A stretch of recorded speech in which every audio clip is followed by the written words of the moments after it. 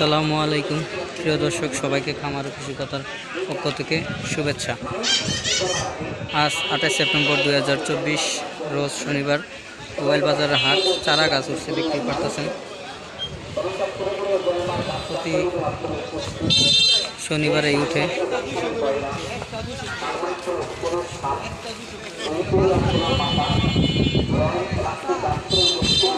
Auto গাড়ির মধ্যে set করে নিছে চারা। ওই পাশে একটা আছে।